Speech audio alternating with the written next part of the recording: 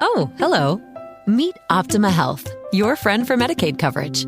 Like any true friend, we can help make life a little easier with discounts on healthy food and gift cards for pregnancy and child checkups. We include vision and medical help 24/7. See more benefits at OptimaMedicaid.com/hello. It's time to say hello to Optima Health, a health plan you can count on.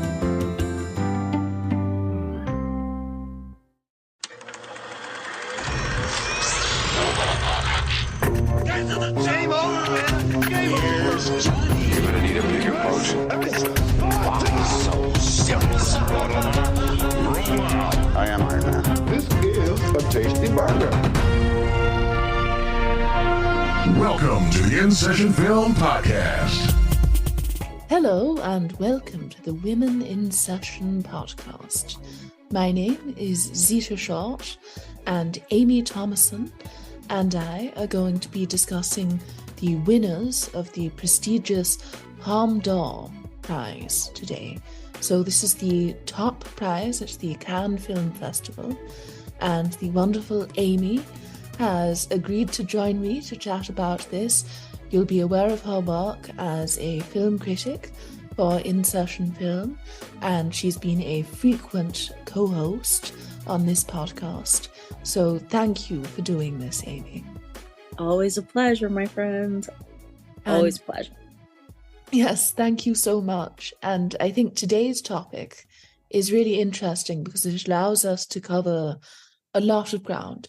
We've done a lot of episodes on classic Hollywood films, and you have a couple of those that have won the Palme d'Or. At the same time, this is the Cannes Film Festival, so you have a lot of European art house films in there, and we haven't covered quite as many of those. So I think this should be interesting, dipping our toes into that pond and discussing Buñuel and Fellini and Antonioni for the first time in a lot of cases. Agreed. I'm very excited. And how many American films? I didn't realize that quite as many American films had won. I was surprised when I revisited the list. I hadn't looked at it in a long time, but I was like, wow, cool. A lot of American artists who have never won an Academy Award have won here. So that's kind of interesting. Yes, I think it is interesting to consider.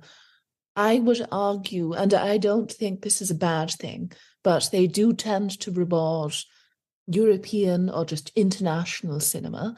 And I understand why. That's kind of the point of the Cannes Film Festival. It's meant to be these art house or independent films that a mainstream awards body like the Academy typically wouldn't recognize. But especially early on, it seems to have been more common to give the top prize to an English language film. And then every now and then you get a film like Apocalypse Now, which is very much a Hollywood production and had huge amounts of money invested into it, but was definitely received as, and yet didn't win like anything at the Academy Awards. I mean, it was a big loser at the Academy Awards. So it's interesting. Pulp Fiction. Yes, that one. Which is very funny. I believe it was the year that Clint Eastwood was the head of the jury and Catherine Deneuve was the deputy. And one of my friends was observing that he would have loved to have been in the room when they were deliberating and just hearing what either of them thought of the film and whether there was any debate that went on over what deserved to win that year. And Clint Eastwood, I might disagree with him politically. He's a very good film director. He knows what he's doing, and it's impressive. And just Catherine Deneuve is everything for me. She's everything French. She's everything that we love about French women. Yes, certainly. And looking through, it's very interesting that it's relatively uncommon for the same filmmaker to win twice. And you could say that that happens a lot with the Academy Awards too. but it's slightly different in that you actually get nominated there. So we can tell that even if William Wyler didn't win 12 Academy Awards, they loved him. Whereas the Cannes Film Festival, sorry. No, I was just agreeing with you. With the Cannes Film Festival, you have the in-competition selection for the festival, but it's something like 22 or so films are typically in competition. And I feel as though every year you look at the slate and there are a couple of films where you think, well, that has no chance. That got in there because the festival organizer likes this director or has a sentimental attachment to them, but this is not going to be contending for the top prize. And then there's always the fun, as with the Academy Awards season, of watching on as a very sort of hyped up project debuts. And then when it receives negative reviews, it's interesting to consider how that affects how it will be perceived. Because I believe recently that film Stars at Noon. Did you end up seeing that? No, I am woefully have not seen several of these films, but I shall do my best. No, but people were very excited about it, and it's a Claire Denis film, and she's a real art house favorite. And then it premiered, and you had film critics booing it in the cinema, which is not that uncommon at Cannes, but typically her films do very well with a certain type of sort of intellectual set, the cultural intelligentsia, you could say. And so it was a bit of a surprise that this received such damning reviews. And yet it still managed to win the Grand Prix, which is the second prize. So even though people hated it by most accounts, clearly members of the jury liked it. And so this to me is fascinating, that there's such a split between the critical response in so many cases and what the 7 people on the jury happen to think. Oh, yeah. And I love hearing, and it seems like people actively boo, or they get like 19-minute long standing ovations. And I thought, is there really someone timing these? Now, I would love to go to the one next year because I am dying to see The Killers of the Flower Moon, the new Scorsese film, because that would just be amazing. And it looks really, really good. The book of it right now. But I was most excited when I looked at the Palme d'Or list. I think it was the first winner is a personal favorite that you love and I love. And that's often a rare thing. And I messaged you and I said, I finally get to talk about this movie. And that movie, audience members who don't have a Google list in front of them, is Brief Encounter by David Lean. Yes, what a great film. What a masterpiece. We both adore this movie. I think for me, looking through the list, it's probably the best of all the Palme d'Or winners. I have not seen all of them, but I do have my doubts that something like Men Without Wings, which I have not yet seen, could dethrone it from its position as the best of all the winners. And I find it quite odd. I believe they didn't give out the Palme d'Or for several years, even when the festival was running, and then went back and retroactively awarded it to several films. So Cecil B. DeMille's Union Pacific, which did not win the prize in 1939, someone arbitrarily said, well, that's a Palme d'Or winner now, which is quite funny to me. But how much would you love to have that power, though?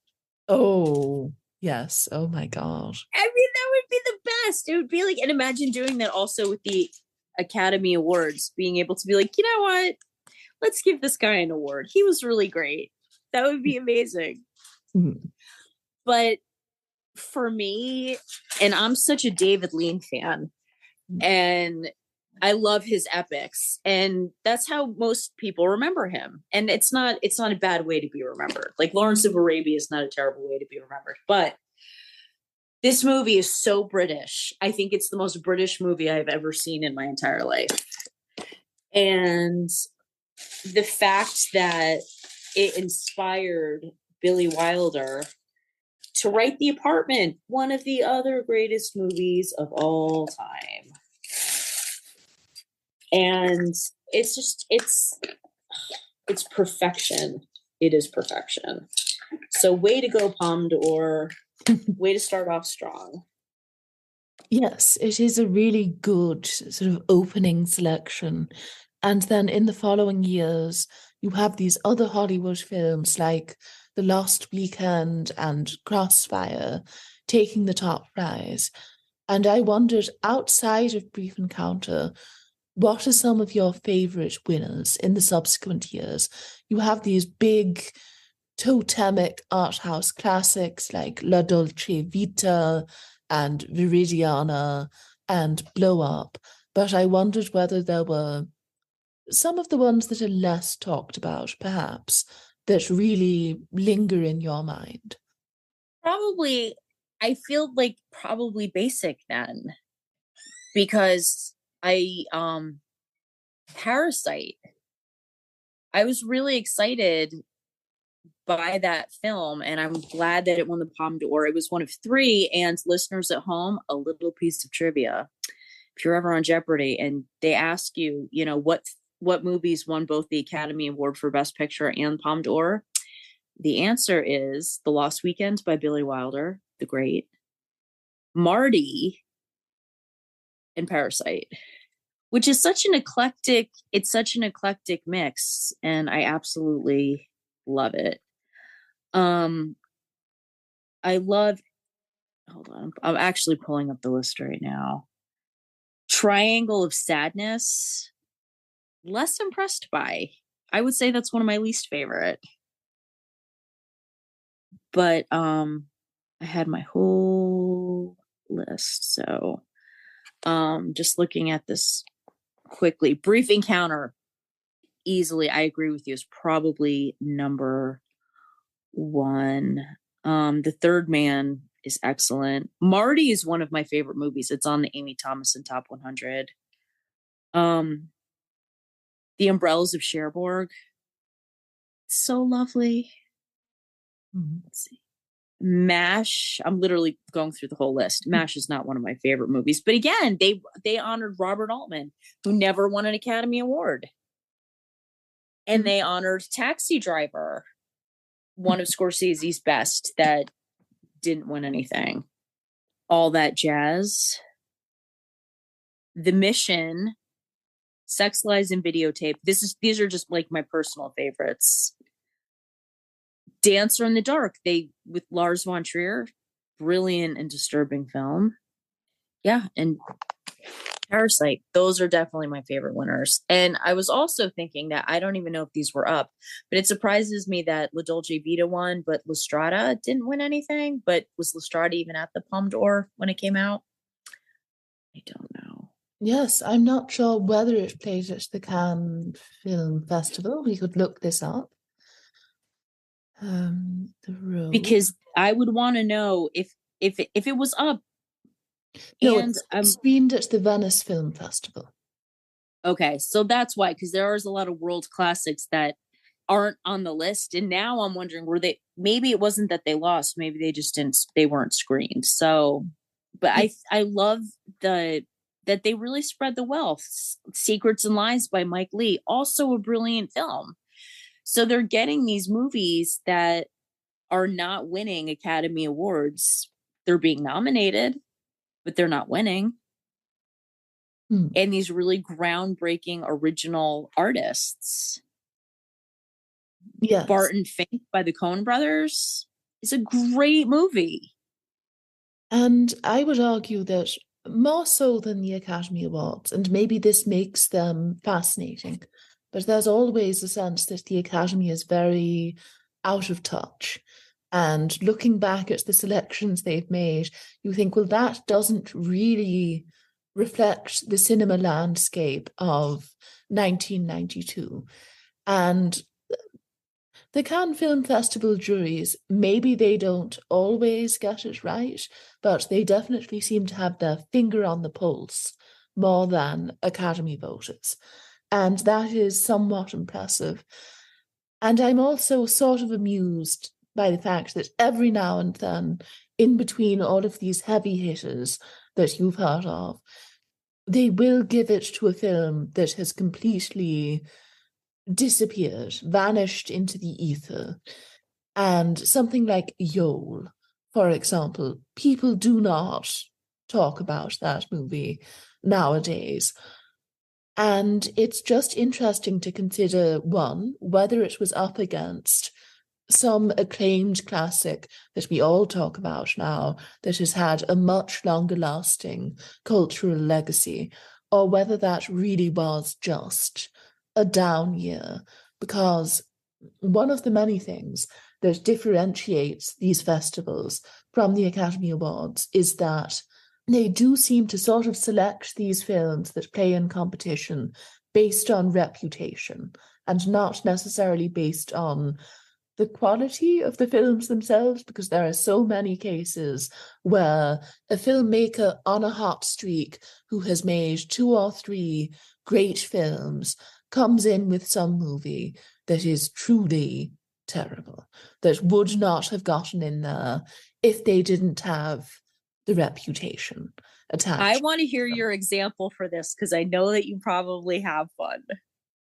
You have something like Nagisa Oshima's Max, My Love, or Bernardo Bertolucci's 1900, which perhaps isn't a terrible film, but you had these reports ahead of time predicting that this would be one of the greatest movies ever made. And you watch the film and it is decidedly not that. So there are all of these sort of disappointments that come out at this festival. And to me, that is intriguing. It's failure on such a grand scale when you have all the world's press there to report on it. And it also causes people, and this is true of all festivals, but you get these extreme hyperbolic reactions when a film is first released. And then once it goes into wide release, miraculously, a lot of those critics revise their opinions. And so they are less excited about this film that they gave 5 stars and declared to be a masterpiece. And the movie that they were booing loudly in the theatre turns out to have some virtues. Agreed. And I love hearing about that because it's always one of the big selling points. Oh, it got a 12-minute standing ovation. And it does. And then they kind of fizzle out sometimes in translation. And it's interesting. I just seeing that now that they had given 2 Coppola films, The Conversation and Apocalypse Now, both won the Palme d'Or. Both great films. Again, neither did very well at the Academy Awards, though. Interesting. Well, you could say that they did pretty well in that they were nominated in a lot of categories. Mm-hmm. They didn't manage to win. So, yeah. It is interesting. And I wonder what like the foreign press thought of movies. Some of these movies are just so American and so unique to the United States. And I do wonder, like, how does that translate to someone who was born and raised in another country? Which would be a great question to ask you. I think it does seem to be quite political in a lot of cases. I know that you can read every year the sort of gossip that comes out of the jury. And usually you will have a couple of Americans on the Cannes Film Festival jury. Mm-hmm. So I'm sure that influences things a bit. Maybe it makes it easier for an American film to do well, because you imagine that if the jury was comprised of an entirely French body of artists, that Mm-hmm. maybe they would be slightly more hostile to them or just less interested in the issues being explored. And so you do hear a lot about conflict between people of different nationalities. I know that in 2007, when 4 months, 3 weeks, and 2 days won, Stephen Frears, the British filmmaker, was the head of the jury, and this occurred while the Iraq War was still ongoing. And there was a lot of conflict over whether it would send the wrong political message to reward an American film at the festival, even though No Country for Old Men, I believe, played at that festival and was very well received. But Mm-hmm. they wondered, would this be seen as a form of American imperialism? And I believe he complained about the fact that there were, in his words, bullshit women on the jury who were very against the idea of giving it to an American film. And Wow. that is sort of odd to me. The women on the jury were Maggie Cheung, the Hong Kong actress, Toni Collette, the legend, Maria de Medeiros, Mm-hmm. people will remember from Pulp Fiction, and Sarah Polley, the Canadian director. So it was quite Wow. funny to me to imagine them feuding over this, but you do end up with this Romanian new wave film winning that is very much about women's issues. And you wonder, if it had been an all-male jury, if there had been less diversity, would it just have gone to an American film immediately with Mm-hmm. no real deliberation? Very true. The Romanian New Wave. I hear things like that, and I feel like I've never seen a movie in my life because there's certain things I've never heard of, like Romania having a new wave of film. And again, this is one of the interesting things about the Cannes Film Festival. There are films that play there, and this is their one moment in the sun. They do not have the star power to become minor hits in the United States. Even if they do get distributed, it's in a couple of art house theaters in the swankier neighborhoods of New York. And if you're from Ohio, you're probably never going to hear about these films. And you really do Yeah. have to be a bit of a nerd in certain cases to go back and even be aware of some of the hidden gems that played at the 2007 festival, for example. There are these movies that just get swept under the rug. And it's also interesting to consider how these kind of micro genres and movements that don't gain any real traction outside of the film festival circuit can be a very big deal, if only for a brief moment. It's true, and it's hard, especially with foreign movies in the United States. I was lucky enough to see Parasite in the movie theaters, and I live in South Carolina. I live right by the Capitol, and I had to go to our like local art house movie theater for like the one weekend that it played, and I saw it alone because it wasn't mainstream to see it, and I'm lucky that I'm part of Film Twitter. Otherwise, I never would have seen it. And telling people, my friends, hey, it's the Palme d'Or winner. And they were like, who cares? God bless my friends who care nothing about films. But I remember that. And it is exciting. And I would love to go. Yes, I certainly would too. It would be the experience of a lifetime. And I find it very funny whenever they do release the official lineup for the festival, there are people for whom this is like Oscar nomination morning, or it's even bigger than that. And you have these names that people from outside of that circle are probably not aware of. Someone like Nuri Bilge Ceylan, who I would say is not really a big deal on, let's say, mainstream film Twitter, but has been Mhm. a mainstay at these festivals for around 2 decades at this point. And so I just find it so funny to see them treating him like this rock star, even though he's such an obscure figure in so many ways. True. I admit I've never heard of this person.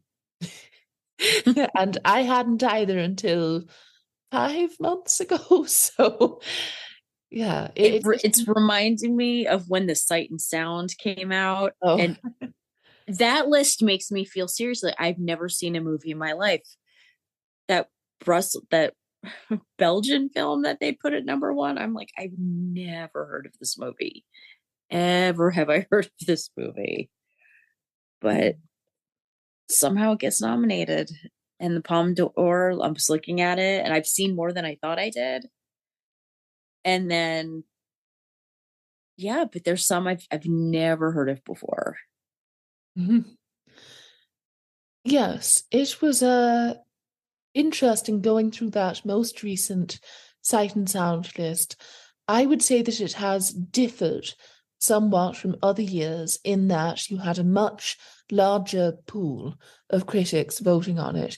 There was a lot more diversity by most accounts, and I do think there was a real effort to canonize very obscure films, movies that hadn't really been featured on these lists before.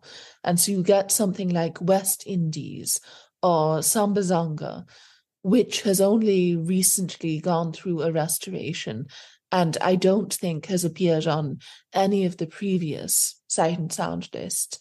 And on some level, I find that fascinating because usually it's sort of a game of musical chairs with these canonized lists where, oh, we knock off one Bresson film to make way for a Werner Herzog picture.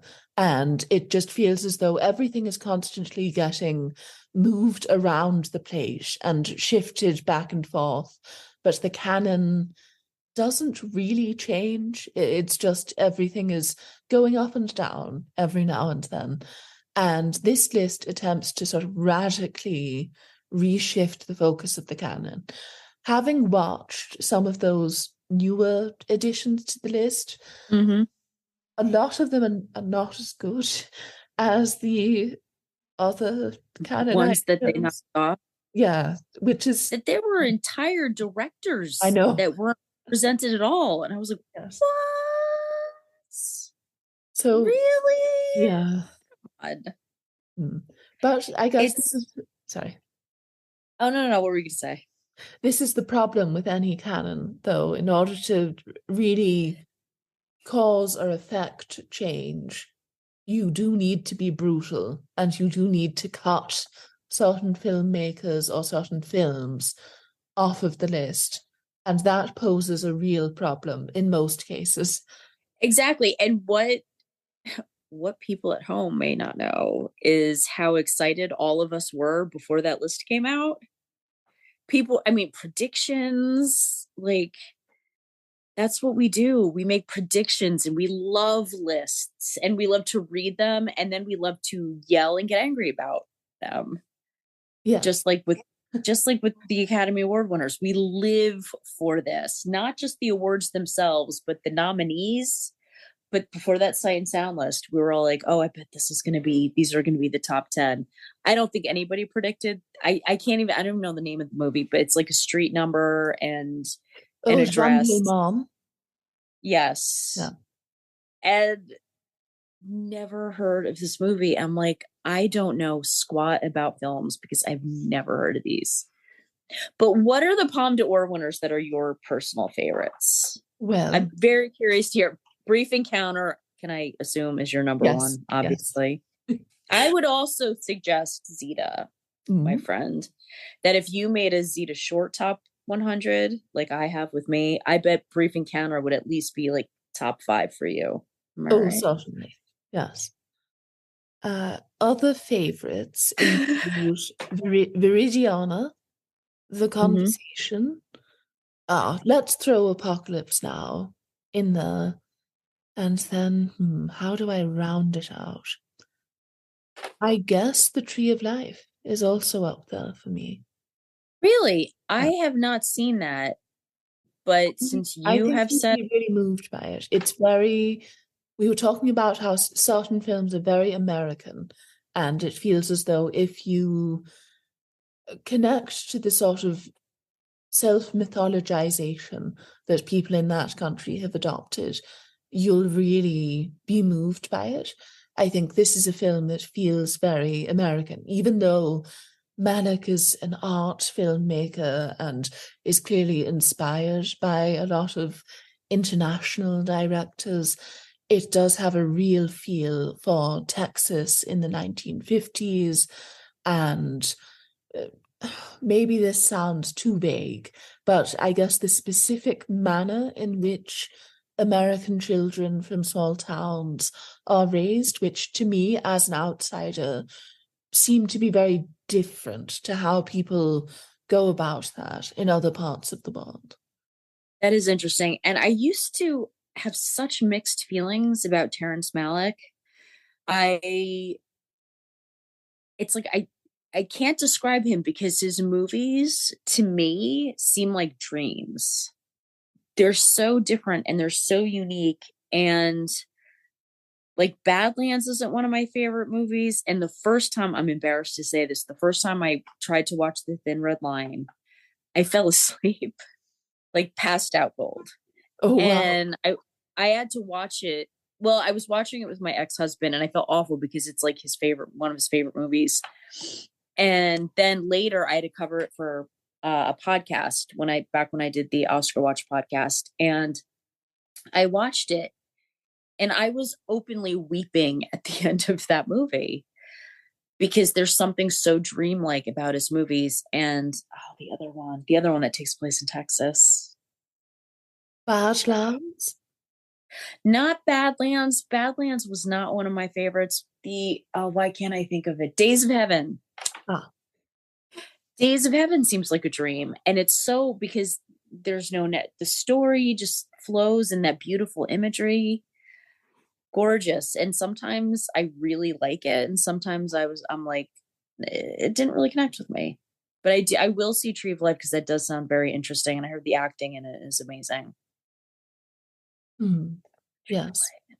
But he's a wonderful filmmaker, probably one of the great American masters, especially in the past 40 years, you could say, or more than that, 50, if we're starting from Badlands. And his movies really have this timeless quality. Some of them are period pieces, and so maybe that helps. But I really feel as though you watch something like Days of Heaven, and it still feels so modern and fresh and startling.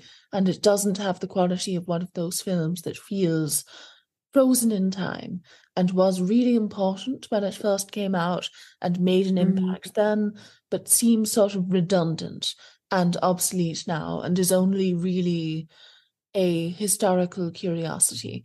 I think watched purely as a visual experience, something like Days of Heaven is still stunning.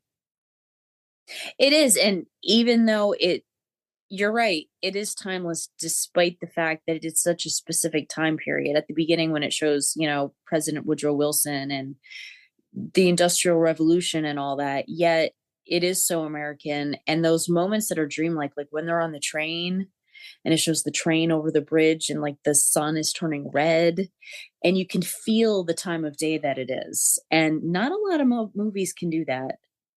But I think they say he likes to film at the twilight hour. How lovely, the twilight hour. Much like Michael Bay, yes. Really? Yeah. Michael Bay has this. Does he ever actually film anything that doesn't have a green screen in the background? Oh yes. He's very But no, it's fascinating to think about that. And even though we were talking about the fact that they generally have better taste in the Academy, there are a couple of choices in here that do feel very of their time. And looking back, you think, I understand why they made this decision in the moment, but this hasn't really held up. And basically, I'm referring to Michael Moore winning for Fahrenheit 9/11, which One of the few I haven't seen, believe it or not. I've seen several of his other documentaries. The one on Bowling for Columbine was especially powerful. But that is, it's such a time capsule. yes, that's the thing. And I can understand in 2004 when the effort to protest against the Iraq war really felt hopeless for so many people, especially in America, who were left-leaning, who did have suspicions that all of the stories about there being weapons of mass destruction over there weren't backed up, weren't verified. They really didn't have an outlet. And so I can sort of understand why, if you were on that jury, you think, wow, this is a movie that's making changes to America and it's going to really shift the viewpoint of the ignorant masses. And having watched the film recently, it really doesn't hold up. I agree with the points that she's making. Obviously, I think they never should have gone ahead with the Iraq war. But as a filmmaker, I'm not a fan of his work. And I think even looking through the films in competition that year, there were better choices that they could have made. What was the audience? And again, yes, because that it's funny that people now, with what's going on in American politics, especially not with our previous president, and I'm not going to go down that rabbit hole right now, but we think this is the worst it's ever been, and it's bad. However, I was in my 20s during 9/11. I had 11 people from my hometown killed. I grew up right outside of New York City, so I was really deeply affected by that. And we were, if in our country, if you said, I don't think we're doing the right thing, we should not be in Iraq, you were pretty much considered a traitor to your country. And it was an ugly time. What came out that year though, other than that? What was it up against? It was not the strongest year, but you did have The Holy Girl, directed by Lucretia Martel, which is a really fascinating, it almost develops into a thriller. And have you ever seen the movie Elle, Amy? No. Okay. So it sort of has similar dynamics to that. The plot involves this young girl called Amalia, and she's, you could say, coming of age, but she's a devout Catholic. And so that kind of complicates her growing sexual desire. And she's very confused about which direction she wants to go in. There's a doctor who appears to be respectable who basically sexually harasses and kind of gets close to assaulting her one afternoon, but is obviously able to get away with it because no one in their community is going to believe that this respectable doctor would hurt this young girl. She, because she's such a devout Catholic, decides to save him from his behavior. And so over the course of the next, let's say, 100 minutes, she starts to stalk him. She starts to basically fuck with him and decides to manipulate him. She essentially ruins his life in the name of saving him from his perverse sexual desires. And How have I not seen this movie? I'm literally going to stay up and watch it tonight. Yes, it's very darkly funny. ELLE? The Holy Girl. The Holy Girl. Yes. The Holy Girl. Oh my gosh. What language? It's in Spanish. It's an Argentine film. Okay. I'm writing this down as we speak. I love a revenge movie, and as someone who's raised Catholic, gotta love the Catholic element. too. I always felt guilty. I never watched all of the Tin Drum, but the beginning of that movie really freaked me out. I don't know what's wrong with me, but that dwarf-like child Oh my God. really creeped me out. And I hate it because I was watching on HBO Max and now it's like up in my like keep watching. And the poster is like that is so hideous. It's really actually frightening. You feel as But I though was that like, creepy child is looming over you, threatening you. yes. And it looks like he's screaming as he's beating his tin drum. And I'm sure people are thinking, how did this woman get a job on a podcast? Like, it is terrifying and it is weird. And I don't get it. And it's like and then he never grows up, right? No, at the end of the film, a traumatic incident occurs, and somehow he mentally is able to control whether he grows and suddenly decides to start growing. Yeah, it's I know. And I'm awful that I'm laughing at this movie, which is also supposed to be one of the greatest novels of all time. I think when people talk about the film, though, they note that one of the problems with it is that the novel it's based on is so rich and dense and long and complicated that it's sort of impossible, even though the film is very long, to fit in all of that detail. And so if you haven't read the book, if you are not German, it can be very difficult to understand what on earth is happening and why it's important. And you don't have the important context needed to fully get it. Have you read the book? You probably have. You're really smart. Am I right? You read it? No, I haven't, but I do have a German friend who has read it, and he said that it is one of those situations where you should probably read the book beforehand. It almost feels as though the movie is an accompaniment in a way instead of being a straight adaptation. Okay. Yeah.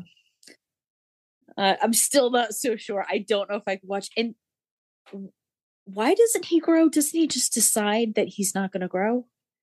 He falls down the stairs, and so that's sort of a supernatural explanation for why it happens. But I think it, again, makes more sense in the book. And you have all of these details, like the fact that he somehow has two grandfathers and one is Polish. His mother or grandmother somehow slept with two men. And so he's half Polish and half German. It's very confusing. And I think it makes more sense. And that's the opening scene of the movie. Yes, where they're like out in a field and yeah. she literally just squats on a man Mm. and gets pregnant. And I was like, what the what now? It's I'm shallow. I couldn't follow it. Mm. But that's one of the odd ones, because it does end up tying with Apocalypse Now, and they were co-winners of the Palme d'Or. And I have to say that I don't really get why they tied. I think Apocalypse Now is a much better film in many regards. And yeah, I'm sort of against the idea of ties in general with these awards. I think you could point out that giving out these awards in the first place is so silly. It's so subjective. But I almost think that it's more absurd to pull we're going to be fair and we're going to give it to multiple films. No, this is petty and vindictive and stupid. Just commit to it. Give it to one of these films. Yes. Agreed. But I will also say that the Tin Drum, in addition to winning the Palme d'Or, also won the Academy Award for Best Foreign Film. People love this movie. They did, yes. People really like this one. I have the shivers. I just shivered.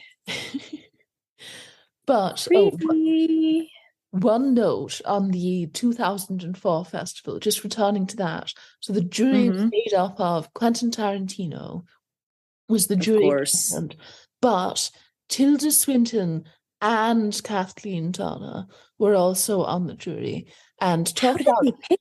It's so random. I know, but talk I about, love them / that's also extremely random. I know, but I would have loved to have been in that room with Tilda Swinton and Kathleen Turner having conversations. Oh, yes. Yes. Yes. I would love, yeah. Agreed. Agreed. Tilda Swinton's, what a character. I know, yes. One of I the would love to like watch her grocery shop if she grocery shops, because she's just such a fascinating human being. But I feel like the Cannes Film Festival loves Quentin Tarantino. they do seem to, and I suppose part of it is that Pulp Fiction, of all of the films that have played there, did manage to become this cultural phenomenon in a way that some of the other films didn't. And I think they're very excited by the idea that they were able to discover this talent and to provide them with a bigger platform. And perhaps, Exactly. yeah. And I love that he's recognized. But one of the things I also love about Tarantino is that he is such a champion of world cinema. Yes. And when Bong Joon-ho won Best Director, and he gave a shout out to Martin Scorsese and Quentin Tarantino, who championed him for years and years. And it, of course, panned out to Quentin Tarantino, and he looked really proud of him. And it's true. They do. I love that about filmmakers. I love that so many of them are champions of other artists and really support that, because I'm basic. Parasite was the first Bong Joon-ho movie I ever saw. So after it became big, I was like, oh, I want to hear about this guy. And everyone, of course, who knows Korean cinema is like, oh my gosh, he's one of the best. And I felt really stupid because I didn't know that. But that's why things like the Cannes Film Festival are so interesting, because they bring together such distinct work. And that the Coen brothers, or Paris, Texas, was one of the earliest movies, and and it kind of just brings it to the world stage. And I like that. I think that's important that we have the Cannes Festival. That was a Wim Wenders movie, right? I forgot that one. I'm looking it up real quick. Sorry, folks at home. I usually know all the stuff off the top of my head. I have it right here. But I know they love the Coens, and a lot of their movies have played there. And I assume that they've headed the jury at some point, because Barton Fink did so well there. That's the one I was thinking of. I'm sorry. Yes. Wim Wenders did Paris, Texas. Barton Fink, I was getting it confused. I knew that one of the earlier Coen brothers had won, earlier than Fargo. Yes. But yeah, Barton Fink, early Coen brothers. And Sex, Lens, and Videotape. Yes. That's one of my favorite Palme d'Or winners. That was a great movie. But again, a small movie. With some famous actors, but it's not, James Spader, Peter Gallagher. It wasn't, No, it was definitely a smaller film, especially for the time. And I think it's a great point that you make, that this is such a good platform for filmmakers who might be famous in their native countries to gain wider exposure and recognition, especially, unfortunately, and I hate to sound imperialist, but sometimes in the Anglophone world, it does help to win one of these big fancy prizes in France. And I think it's good. It provides us uneducated English speakers with an opportunity to familiarize ourselves with the real culture. And that was a lovely note to end this part of the discussion on. From there, I wanted to consider, what are some of the winners that you really dislike? Where do you think that they've put a foot wrong in the past? I'm looking at this. Honestly, I'm just saying, which I know I'm going to get a lot of blowback on, Triangle of Sadness. I saw that movie and it didn't impress me. And this is their most recent winner. I feel like so many Palme d'Or winners are so original. They're such original stories. And Triangle of Sadness is like, oh, it's about how rich people are terrible. Okay. And it takes place on a boat, and you can see the dichotomy between the upper class and lower class. And you're like, yeah, but so is Swept Away, the original Italian film and the remake of it. Both literally dealt with exactly this topic. People on a boat, the rich people, the poor people, the boat capsizes, and guess what? The rich people are out of luck, and the poor people kind of take control. And there's a shift in the power. Literally, it's been done before. It's okay. It did feel a bit obvious to me, and it's also sort of surprisingly for the Cannes Film Festival, a movie with a very conservative outlook at the end of the day. It's very misanthropic, and its central conviction seems to be that humanity is evil and venal and corrupted, and all of us, whether we are rich or poor, ultimately want to oppress others. So it's not that all that left wing in terms of its messaging. And if you wanted to criticize some of their choices from a political point of view, you could say that, yes, they do get all soft and mushy for a piece of left-wing agitprop that takes a very liberal slanted view of the world.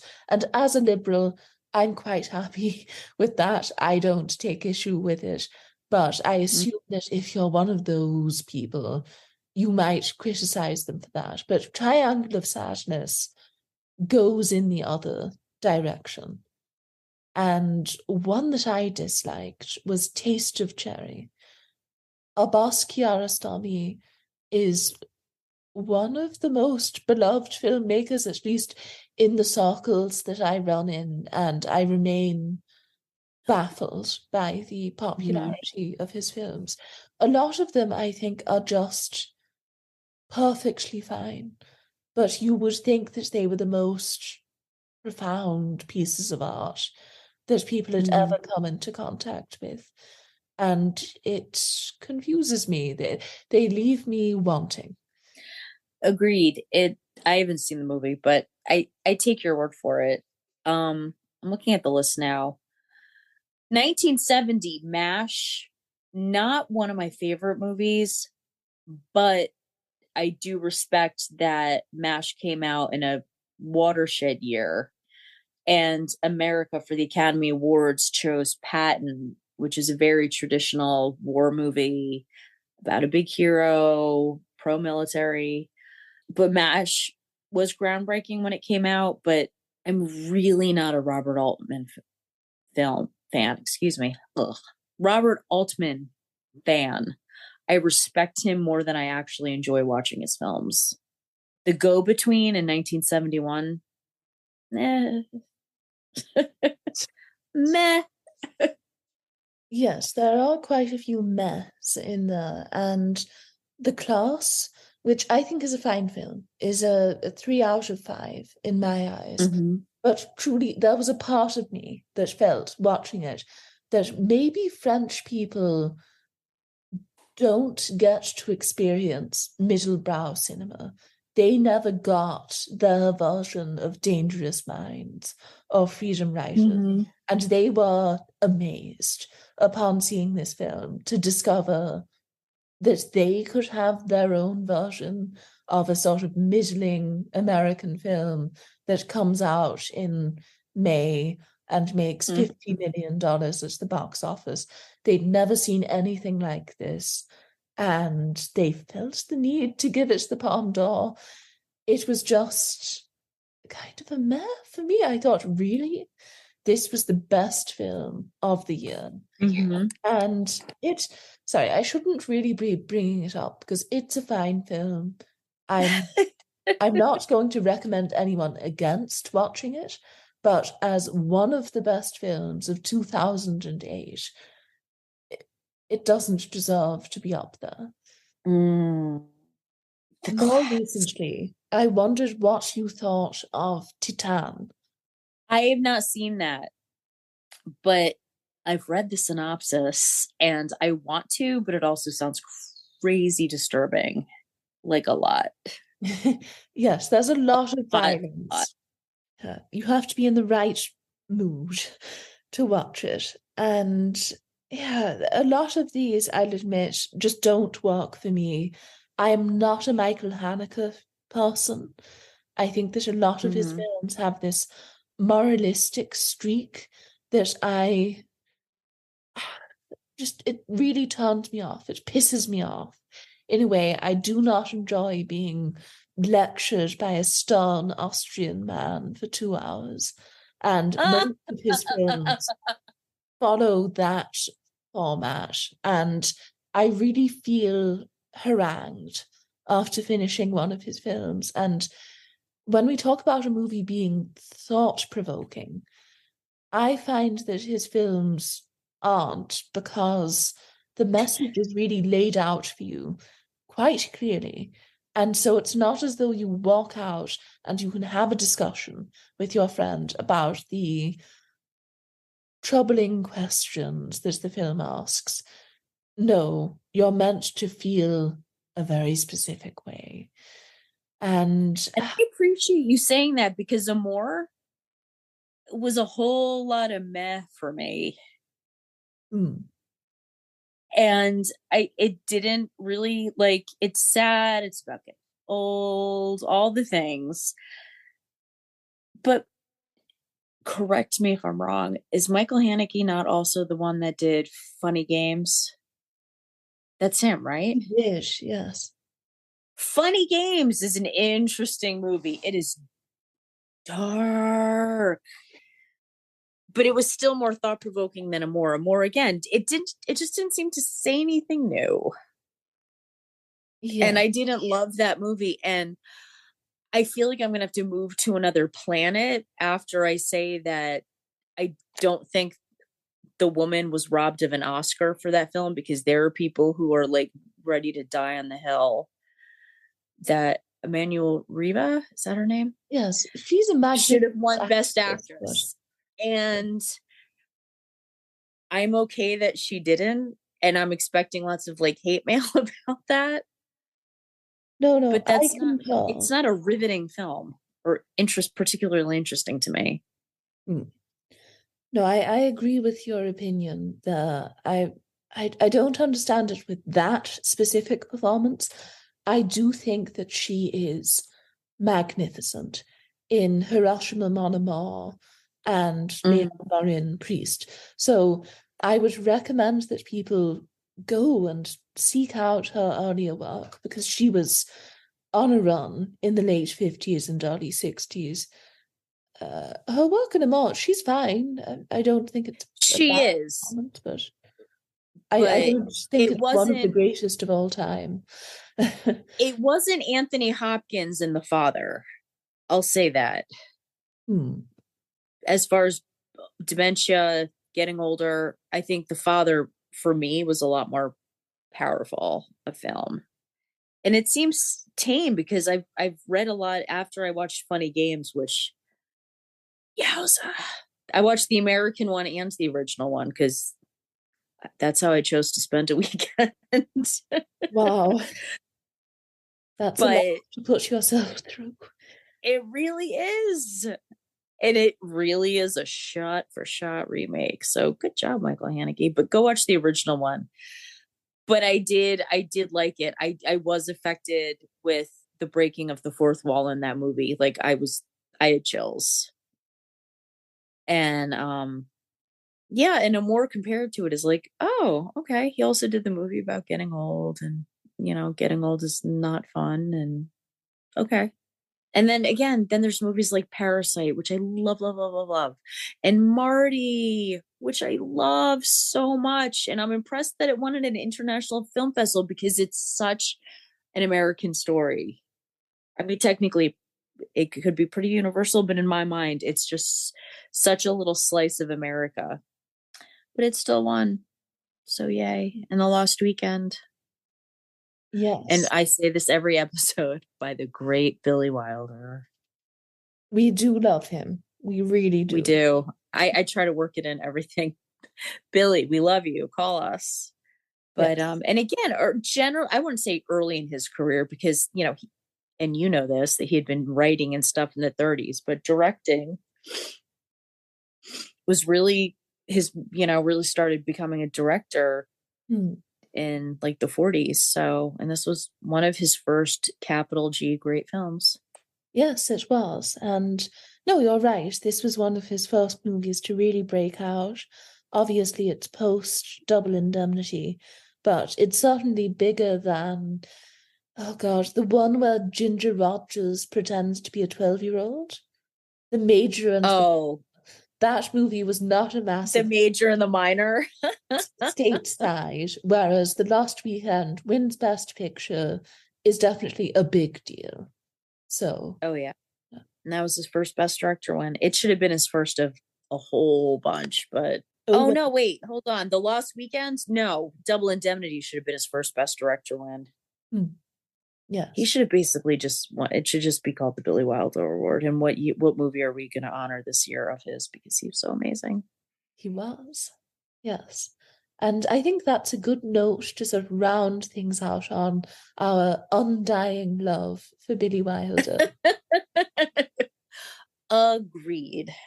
Yes. So it's been fun going through this list of winners. I wish that both of us had seen all of them so we could get into the lesser known ones like The Damned. But unfortunately, it was not to be. We went through some of the better known entries on the list. And again, thank you so much for doing this today. What have you written on the site recently? I am trying to think of what my next great piece is going to be. Okay. So I'm percolating some ideas. I might have to just write something on Billy Wilder just to be like, Billy, we love you. We do. We really do. Obviously, you are on Twitter. You are at A Thomasson 11. Yes, and so definitely go give Amy a follow. I also write for InSession, so hopefully my next piece will be up soon. I'm on Twitter at Zita_shot, and you can follow everything going on with this podcast through the InSession film account. Please be sure to keep your eyes peeled for our next episode, and we're on quite a rapid pace at the moment. We are recording, so you might notice that we'll make out-of-date cultural references in some episodes when they are finally released, but yes, we hope that you have enjoyed listening.